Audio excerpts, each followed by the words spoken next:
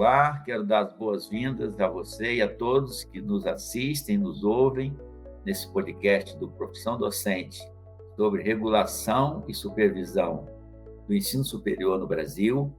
Eu sou Haroldo Rocha, coordenador-geral do Movimento Profissão Docente, movimento que tem como missão apoiar as redes públicas de ensino em formulação e implementação de políticas docentes inovadoras, para que o Brasil possa cuidar melhor dos nossos professores, principalmente das nossas professoras, que são a grande maioria. O Profissão Docente é uma organização do terceiro setor que resultou da coalizão de 8 outras organizações que eu vou citar para vocês: o Instituto Península, o Instituto Unibanco, o Instituto Natura, a Fundação Lema, a Fundação Telefônica Vivo, a Fundação Penido, a FLUP, todos pela educação, que se juntaram para a Profissão Docente poder apoiar as redes públicas.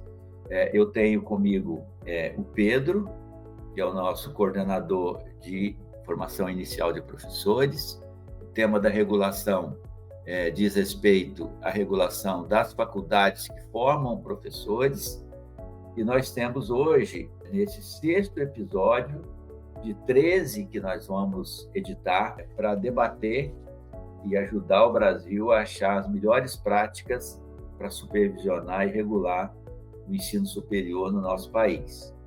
Nós temos hoje, queria chamar para o vídeo, um convidado muito especial, que é o Dr. Henrique Sartório de Almeida Prado, cientista político e professor e diretor de uma faculdade particular. Eu passo a ler o currículo, um currículo de muita experiência, né, Henrique?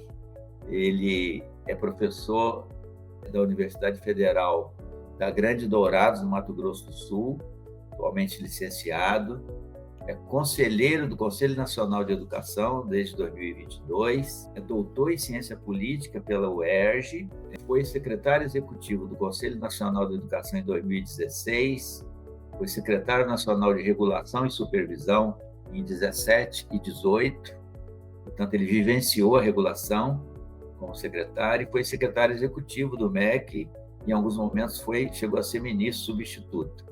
Ele atualmente é diretor da Unifron, Faculdade da Fronteira Oeste, também em Dourados, no Mato Grosso do Sul. Então, Henrique, muito bem-vindo. Eu quero te agradecer a oportunidade de estar aqui conosco. Eu e o Pedro, nós vamos alternar aqui nas perguntas, para você trazer a sua visão sobre esse tema tão desafiante, que é o tema da regulação.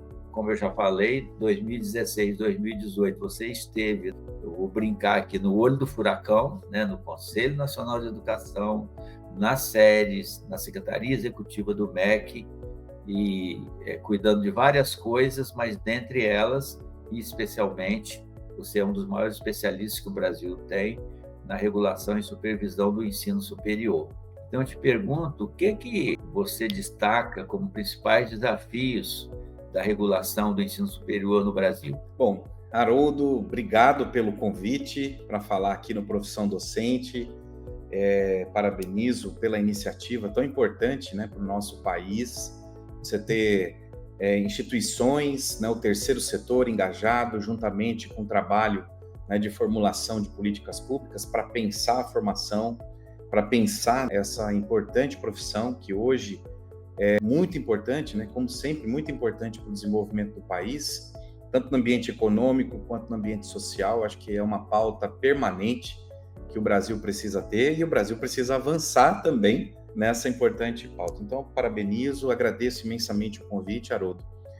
Agradeço também ao Pedro Murgel, a todos da equipe, por me oportunizar em falar contigo, né? Eu vou devolver um pouquinho os elogios que você fez, né, ou pelo menos destacando também como é muito importante, é muito bom falar com vocês, principalmente contigo, Haroldo, também, que é uma grande liderança da educação brasileira e, claro, engajado nisso.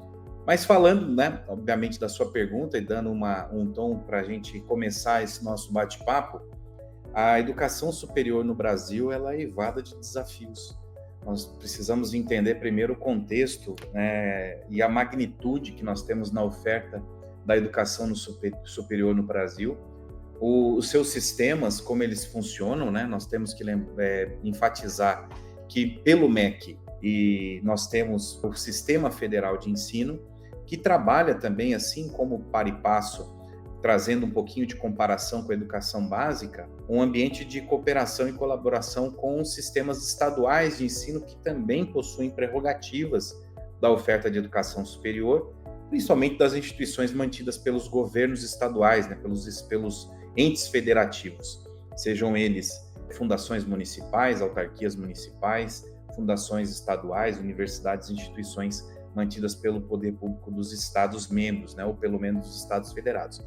E a União compete, né, pela LDB, pela Lei de Diretrizes e Base, né, da Educação Brasileira, a organização do sistema federal, sobretudo, onde recai muito desse ambiente mais complexo, as instituições privadas, né, que estão inseridas na oferta da educação superior. Lembrando que o MEC, né, que é a União, mantém as universidades estaduais, né, os institutos federais, todo o sistema também que conversa paralelamente com o MEC, que são os outros sistemas que trabalham ciência, tecnologia, educação militar, é muito complexo, né? Então, esse desafio inicial é entender a complexidade, a completude de vários atores que fazem parte da oferta da educação no país. Então, a gente não pode ficar restrito só ao trabalho do MEC, só o trabalho dos sistemas estaduais, porque das instituições a ele mantidas, o ambiente constitucional, né, que fala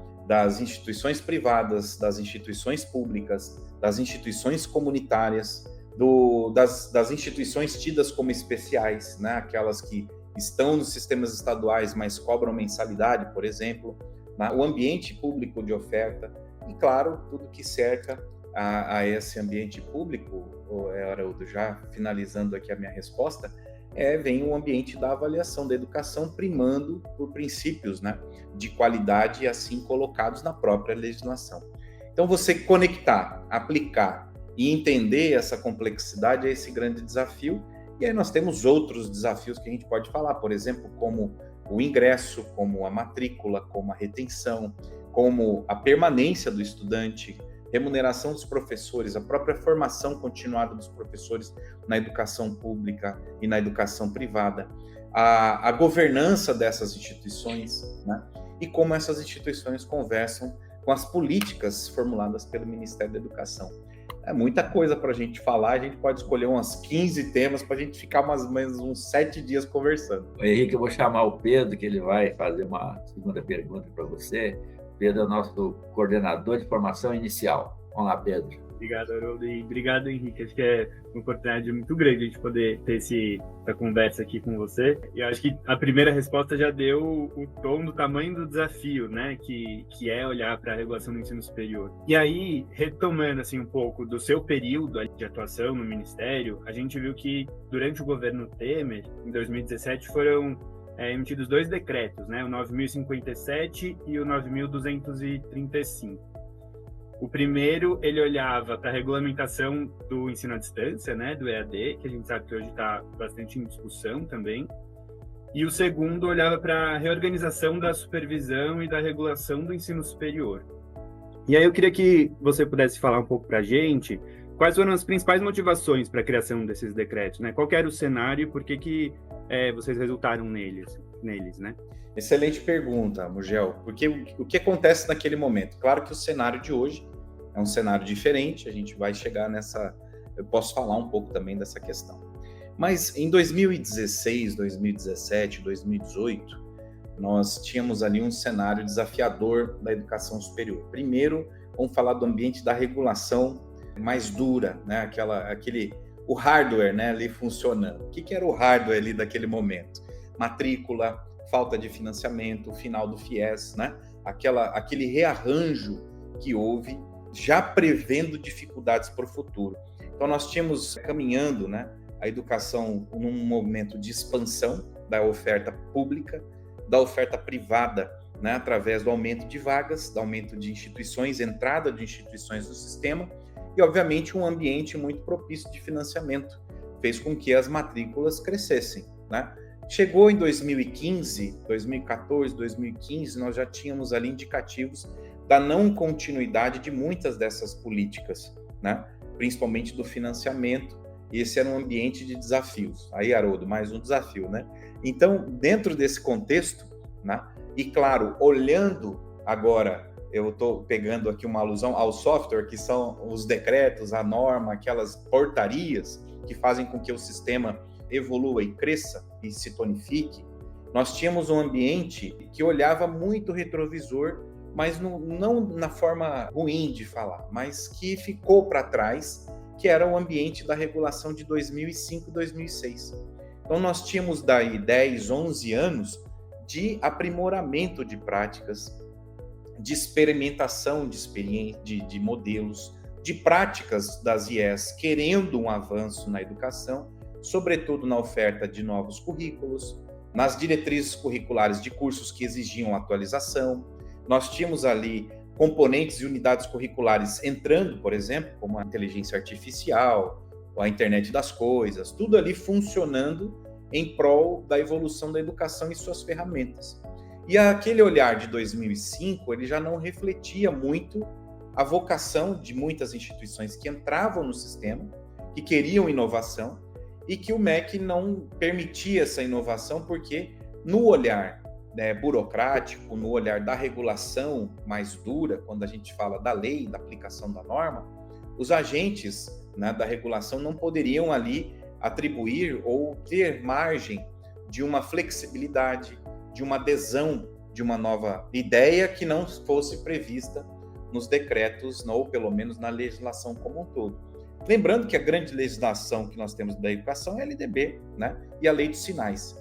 Então, nós tínhamos ali dois grandes faróis mostrando um caminho, e aí nós tínhamos que dar essa regulamentação, Pedro.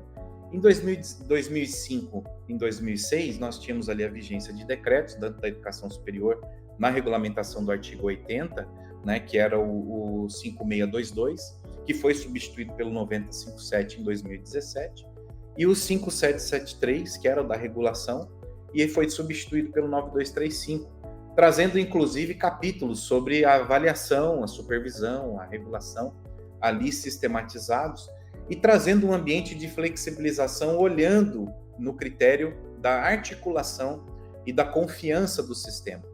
E é claro que quando você traz uma norma nova, há um período de adaptação, há um período de integração com os processos em tramitação, das transformações das instituições, mas aquele momento refletia muito, né, o ideal de reorganizar o sistema para dar mais margem à flexibilidade desse sistema nas inovações e nos critérios de qualidade. Exemplo, né, eu vou colocar ali, por exemplo, faculdades que não tinham autonomia, né, e ainda não têm autonomia pela legislação, mas se elas refletissem boas avaliações, notas máximas, elas poderiam e podem hoje registrar seus próprios diplomas, né? Ou seja, reduzindo a burocracia e confiando mais nas instituições. Esse é um dos modelos, né, de bonificação regulatória que esses decretos trouxeram, Pedro. Henrique, há um debate na sociedade sobre a expansão do EAD, particularmente, no nosso caso, preocupa muito a avalanche de aplicação do EAD autoinstitucional. Nos preocupa muito como profissão docente, porque a profissão professor é uma profissão relacional, e o professor se formar em plataformas, ele não aprende nem se relacionar com os colegas, muito menos com criança. E como a gente sabe que eles não fazem, a maioria não faz o estágio, né, que é uma luta nossa, aí eu te pergunto o seguinte, o 9057, que flexibilizou o EAD, realmente expandiu muito, sobretudo impactou a pedagogia, e isso tem consequências, né? Aí eu queria te perguntar assim, claro que vocês fizeram o decreto com uma visão positiva, né, como você já bem disse, mas tem outras consequências também. Como é que você vê isso? E aí, especialmente no caso do impacto do 957 nas licenciaturas. Não, excelente pergunta, Haroldo, e uma preocupação permanente. Quando a gente trabalha a formulação de um novo decreto, eu acredito que esse é o esforço também das séries atualmente liderada pela secretária Marta Abramo, é você olhar o contexto prever alguns cenários, né? Olhando, obviamente, as boas práticas e percebendo a necessidade de adequação de rumos. Isso é importante, isso tem que ser permanente nessa discussão sobre oferta e principalmente na educação à distância. O que acontece, de fato, é que quando 2017 chega um decreto novo, esse decreto ele veio para atender uma demanda do setor da educação superior no Brasil, uma demanda que vinha sendo trabalhada no Ministério, ou seja, não era uma criação do governo que havia chegado ali, mas já havia essa conversa no governo anterior, assim como existe atualmente. Por exemplo, há um movimento de transformação e de atualização do decreto da oferta da educação à distância, porque esse movimento ele já acontece desde o dia 01 da publicação de 2017. Mas lembrando naquele contexto, que era a preocupação do 957, era trazer também um ambiente vinculado ao monitoramento e à supervisão. E se a gente lembrar, por exemplo, em 2018, na época até mesmo do ministro Roscielli, foi publicada uma portaria de um programa de avaliação especial da educação superior, onde o INEP faria visitas, 200 visitas, para aferir ali a qualidade, aleatórias ali, para verificar a oferta da educação como um todo. Infelizmente, na virada do governo posterior, não houve esse movimento de fiscalização e de supervisão, fazendo com que também o sistema usufruísse desse movimento. Então, você pode ponderar na balança instituições boas, instituições sérias, instituições que aproveitaram para se expandir, e a oferta nesse contexto. E eu acredito e concordo contigo. A pedagogia foi, sim, e é hoje o maior, número de vagas e matrículas, que nós temos na educação superior, principalmente na modalidade à distância, e esse ambiente também de expansão garantiu o crescimento dos ingressantes na educação superior, fazendo com que não caísse. E a gente ainda tem aquela discussão sobre a entrada, o estoque daquela população que possui ensino médio, o ensino médio caindo cada vez mais, na entrada de novos estudantes na educação superior, as crises econômicas que refletem, a ida do aluno em buscar a educação superior na modalidade à distância, porque hoje ela é uma educação mais acessível, sobretudo a população mais carente, mais vulnerável economicamente, mais pobre, e isso faz com que também há uma necessidade de você olhar para a formação, e eu acredito assertivamente que o Ministério tem esse olhar, e é importante nós entendermos, sobretudo, na vocação da formação dos professores, inicial. Olhar o professor, dar a ele a um bom ambiente de prática, acompanhar, mas não é restringindo que nós vamos resolver o problema, no meu entendimento. É acompanhar melhor, monitorar melhor, trazer as instituições para um programa na qual o governo está patrocinando. Acredito que esse é um bom caminho. Pedro.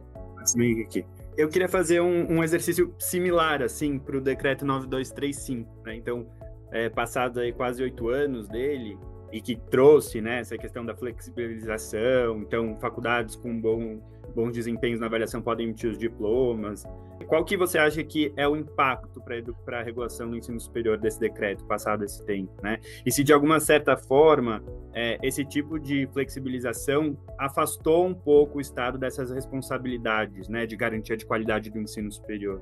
Se você pudesse comentar um pouco sobre essas questões. Claro, não, e é muito importante a gente entender o papel do Estado também na oferta como um todo, A gente tem um debate, por exemplo, a educação, você precisa, principalmente no Sistema Federal de Ensino, passar por um processo de credenciamento e também de autorização e de um processo de renovação dessas autorizações, que é o processo de reconhecimento do curso e também de renovação de reconhecimento quando nós falamos de curso. E as instituições, periodicamente, passam por seus processos de avaliação, de acordo com o indicador que ela alcança nesse processo de avaliação, que ela tem que ter um mínimo de 3, o indicador vai de 1 a 5, Pedro. Então, no mínimo 3, ela entra no sistema. Para ela permanecer no sistema, ela tem que renovar o 3, 4 ou 5. Para ela aumentar, por exemplo, a sua capacidade de autonomia, ela precisa de no mínimo 4 e de um contexto regulatório para ela permanecer no sistema com robustez e autonomia. Então faz com que as regras sejam claras, sejam postas. Mas o que acontece? O papel do Estado nesse momento é dele monitorar, dele indicar caminhos, dele criar instrumentos bons de avaliação, até mesmo para justificar a presença de uma determinada instituição no sistema. E nesse ponto, eu acredito fortemente que o Estado ele pode atuar, né, como parceiro dessas instituições, indicando caminhos e também orientando nos movimentos de fiscalização e controle dessa oferta. E é claro, quando a gente fala fiscalização e controle, não é no sentido restritivo, mas no sentido de orientar bons caminhos, de colocar as boas práticas à disposição de todos e incentivar a oferta de acordo com as suas demandas que, por exemplo, aparecem agora, com a formação inicial de professores. Então, o Estado também precisa de indicar incentivos para que as instituições acompanhem esses movimentos e olhar também o movimento das instituições, que nós temos excelentes práticas no Brasil, né?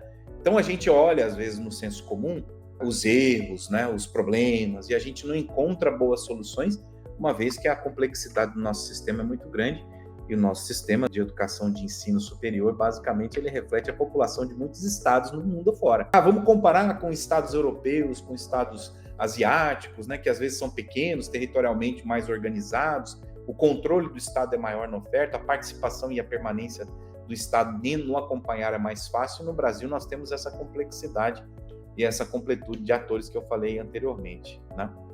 Eu acho que esse é um grande ponto. E aí, lembrar um ponto, mais 10 segundos nessa resposta. O decreto 9235, ele trouxe várias ferramentas que até hoje não foram implantadas. Exemplo da visita única, né, dos credenciamentos de visitas únicas, por exemplo, fazendo com que o INEP pudesse formular, indicar, né, nomear avaliações para um contexto geral de todos os cursos ou no credenciamento de um ato institucional, juntar os processos, né, os atos, as autorizações vinculadas e fazer uma visita única e no processo de recredenciamento assim consequentemente. Isso ainda não foi implantado. É um dos outros pontos que ainda o decreto de 2017 não atingiu a completude da sua presença no sistema. Henrique, eu vou juntar aqui duas perguntas em uma só, que diz respeito ao CPC, Conceito Preliminar de Curso. É uma conta complexa que o INEP faz e que leva a que os cursos de conceito 1 e 2, que são os conceitos mais precários, mais negativos, eles sejam sujeitos à avaliação in loco, quer dizer, em que as comissões de especialistas vão à instituição para avaliar. E a gente observou, né, são as pesquisas do Pedro, né, Pedro, que a maior concentração de cursos 1 e 2 são nos sistemas estaduais, municipais e estaduais, cuja regulação não compete ao MEC. Então, a primeira pergunta é: você acha que o CPC é um bom instrumento? E a segunda é: se o MEC não possui jurisprudência sobre as instituições municipais e estaduais, e até onde a gente sabe, os conselhos estaduais não têm, as secretarias, uma coisa estruturada de supervisão e regulação, como é que fica? Tem alguma notícia boa nesse campo? A notícia boa, Haroldo, que eu acho que a gente pode sempre levar em consideração, é que existe sempre vontade de cooperar e colaborar. Eu nunca vi, assim, uma falta de sintonia, claro que eu estou falando da educação superior, quando o MEC conversa com os sistemas estaduais ou o Conselho Nacional de Educação conversa com algum par seu estadual. Porém, falta muita boa prática nesse quesito, porque geralmente os sistemas estaduais bebem dos sinais, né, ou traduzem os instrumentos de avaliação para suas capacidades e as suas realidades locais ou regionais. Mas ainda falta muito dessa interação acontecer na sinergia do objetivo maior, né, que é essa primar pela qualidade sempre. E aí vem aquela discussão que eu acredito que seja um dos grandes problemas, né? Os sistemas estaduais, eles vão fiscalizar os seus sistemas e geralmente, em grande parte, eles são de oferta pública e, obviamente, eles não vão fechar um curso mantido por uma universidade estadual que não alcance um objetivo ou um indicador ideal. Vão fazer protocolos de compromisso, vão fazer ajustes, vão chamar a atenção dos diretores e gestores. Isso também acontece no sistema federal, no ambiente público. A gente não pode também falar só no ambiente privado. O MEC não consegue fechar muito, a CESU, né, no caso, ela tem também dificuldades em fechar cursos ou os seus reitores também pela governança de uma universidade pública federal, não conseguem atuar ali no fechamento, ou às vezes não tem aquela coragem necessária de fazer um rearranjo na oferta e na governança das instituições, porque existem os conselhos, existem todo um instrumento de tomada de decisão que às vezes não anda de acordo com a divulgação dos indicadores, né? Então esse é um problema para a gente pensar, para a gente analisar e, consequentemente, verificar ali qual que é o limite, a atuação e a responsabilidade desses gestores educacionais. Um ponto. O outro o CPC é um bom indicador? Eu acredito que ele cumpriu a sua missão e que hoje ele precisa de uma revisão. Ele precisa de uma revisão, sobretudo porque quando nós falamos que o CPC, que compõe esse conceito preliminar, ele vai olhar o conjunto de várias métricas, como você mencionou, para chegar no indicador, né, XYZ, nós temos um problema, por exemplo, de grandes instituições versus pequenas instituições. E eu falo hoje dirigindo uma pequena instituição, digamos assim, olhando o outro lado do balcão. E que é bom a gente ter essa prática também, né? Eu acredito que é muito salutar para a gente entender os contextos. Mas o que acontece? Uma grande instituição ou um grande grupo educacional vai ter um número X de professores doutores, tempo integral, que ela pode alocar em vários cursos ali, e com isso, com um grande grupo, ela consegue ali atender um componente do conceito, né? Enquanto uma instituição pequena não, ela vai ter que manter esse seu grupo de professores tempo integral e doutor ou mestre, né? Basicamente para poder atender a sua pequena oferta. E isso também desvirtua, por exemplo, na hora de você verificar que as grandes instituições de ensino, não estou falando contra elas, pelo contrário, mostrando um contexto da realidade, elas conseguem articular esses grupos, ela consegue manter esses docentes, e o conceito ela não vai fazer essa distinção. Se você oferta grande quantitativo de vagas, um grande quantitativo de cursos, versus aquela que oferta apenas um curso e tem 50 vagas, né? Não há uma disparidade, ou pelo menos um tratamento diferenciado. E, claro, é um filtro para indicação? É um filtro, é um conceito, é algo para você pensar, sim, mas nós temos que atualizar agora, eu acredito que o momento é adequado para que o INEP também revise, né, ou pelo menos crie indicadores mais atualizados ao nosso sistema. É um grande desafio. E, do outro lado da regulação, Haroldo, para terminar aqui, é lembrar que, por mais que existam indicadores, o INEP tem os seus indicadores, formula o sexto, sopa de letrinhas, né? CPC, IGC, né? O que acontece? Dentro desse contexto, para a regulação, ela pode utilizar ou não. A regulação ela pode chegar para o INEP e falar assim, olha, formula para mim um indicador, um índice de qualidade, um conceito para eu aplicar na regulação, ou eu vou aplicar o seu conceito que você oferece para mim. Adapta ele aqui e acolá. Isso é uma política de constante alinhamento e que deve ter, por exemplo, acredito eu agora, com as inovações normativas que carecem não somente você atualizar os decretos, mas em 2017 também, Pedro, houve atualização dos instrumentos de avaliação que carecem também de modernização, digamos assim, de trazer a contemporaneidade para o jogo. E automaticamente isso, levando um pouco do meu ministério atual, né, que está como Conselheiro Nacional de Educação, é a gente fazer um movimento conjunto de revisar as diretrizes curriculares. Porque não adianta nada a gente trazer uma nova norma, uma cesta de indicadores novos, um instrumento de avaliação e olhar os cursos ali na década de 50 e 60 ainda. Então, o contexto é amplo, é complexo, é completo, né? Atores, né, de vários formatos e os pilares são muitos. Henrique, o nosso tempo está terminando, mas eu quero te fazer uma última pergunta, que é o seguinte. Nos últimos 30 anos, depois que lá em 95 o Brasil tornou possível faculdades particulares com objetivo de lucro, e tanto elas quanto o sistema público cresceu, a quantidade de instituições de ensino superior multiplicou por 3, né, de mais ou menos 900 para 2.600, aproximadamente. E a quantidade de matrículas se multiplicou por 5, aproximadamente quase 2 milhões para 10 milhões de matrículas nos dados de 2023. São mais ou menos 40 mil cursos. Aí a pergunta é o seguinte: você que passou pelas séries, a séries dá conta disso? De supervisionar e regular essa imensidão do ensino superior no Brasil? O ministro Camilo falou em 2023, em 3 momentos, em criar uma agência reguladora. Como é que você vê isso? Esse desafio e a ideia de uma agência reguladora? Uma pergunta de milhões, hein, Haroldo? Milhões de respostas. Mas vamos lá. Mas eu vou ficar com a minha, né, com devido respeito e a todos que pensam diferente ou que pensam de uma forma complementar. As séries dá conta do sistema? Ela deu conta até agora, né, mas ela não deu conta com uma satisfatoriamente, né, porque é muita gente, eu digo, o Sistema Federal de Ensino, né?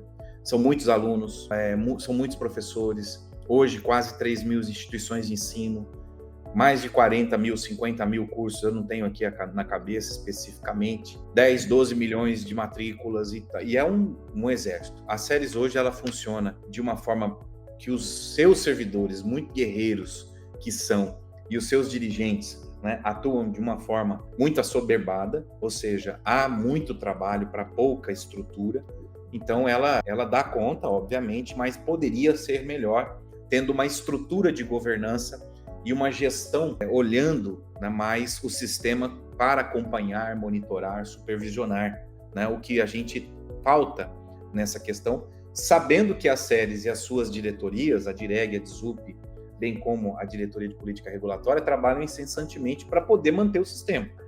É claro que órgãos complementares ou uma cooperação com outros sistemas, por exemplo, como a educação nos seus sistemas estaduais, viria muito bem, calharia muito bem. E óbvio também que o aumento do efetivo de servidores, né, de tecnologia, de interação com esse mundo também, da fiscalização, do controle, da supervisão, seria importante. Né? Mas a gente sabe que os governos são cíclicos, eles entram com as suas ideais, alguns patrocinando, né, mudanças radicais, outros mantendo estruturas anteriormente criadas. E lembrar que a séries ela foi criada em 2011, né? E desde então ela tem essa dificuldade, né, de manter esse sistema funcionando. Não é novidade, né? Não é de agora ou de antes ou de tempos depois. Mas eu acredito que a proposta que vem desse tempo, desde 2014, 2015, com a discussão do INSAES, com a discussão de uma agência de caráter regulador para a educação superior, ela vem através desse debate, dessa discussão sobre não a ineficiência das séries, mas do aprimoramento de você manter um bom sistema federal de ensino com algumas premissas. A primeira é ela pela qualidade. Né? Então, quando a gente discute uma agência reguladora e tem esse ideal, é importante. Quando a gente discute uma agência reguladora com viés da fiscalização, aí eu acredito que a gente precisa retomar o debate, porque o debate ele precisa vir, né, dentro dessa agência reguladora, aliado nos tripés, né, ou pelo menos no tripé, avaliação, regulação, supervisão. E com isso congregar essa miríade de atores da regulação. Nós falamos de alguns só. Então o INSAES ele vai olhar a educação privada, mas nós temos, por exemplo, Haroldo, a regulação nos institutos, na CETEC, né, que é a secretaria responsável pelos cursos e pela educação profissionalizante. Nós temos a CESU no ambiente da educação superior pública, porque uma coisa não pode andar diferente da outra. Né? Sim. Nós vamos ter a própria CAPES com a regulação do estrito sensu. Então, nós vamos ter ali uma complexidade. Eu já falei mais essa palavra várias vezes, que ela está vindo na minha cabeça, né? A complexidade tem que andar junto. E, claro, trabalhar todos com isonomia. Se o setor privado precisa seguir regras, a educação superior pública também precisa seguir, até mesmo porque, mais tarde, esses profissionais vão se encontrar no mercado de trabalho, no mundo do trabalho. Né? O professor que é formado numa instituição privada vai encontrar o colega que é formado na instituição pública e, no final das contas, a diretriz curricular dos cursos é a mesma. Né? E nós vamos ter que aplicar boas práticas de formação, tanto para quem foi formado com uma instituição pública quanto uma privada. E lembrando que lá atrás também, como você mencionou, o nosso sistema da educação superior estava muito ligado às instituições confessionais, né? que tinham também suas características, que hoje possuem suas características, e hoje nós temos também as instituições comunitárias, que também atendem suas características. Então, digamos assim, tudo ao mesmo tempo agora, né? E levando em consideração, né, como diria uma banda que eu gosto muito do Titãs, né, a gente tem que entender esse contexto também para pensar sobre isso. Obrigado, Henrique. Chegamos aqui ao final.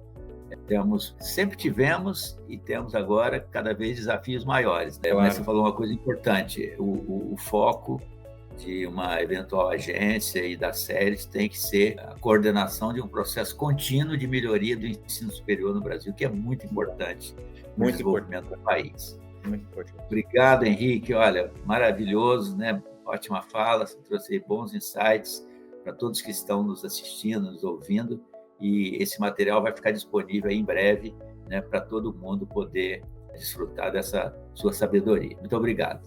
Obrigado, eu que agradeço a oportunidade, Pedro, Haroldo, a todos do Profissão Docente. Para mim é muito importante falar e mostrar que o nosso Brasil precisa de pessoas assim como vocês também. Cabeças pensantes, ativas, críticas, para a gente levar o nosso país para frente e dar, obviamente, a qualidade que todos precisam ter e a dignidade no exercício da sua profissão. É isso. Obrigado mais uma vez. Fico muito contente de poder contribuir com vocês. Obrigado.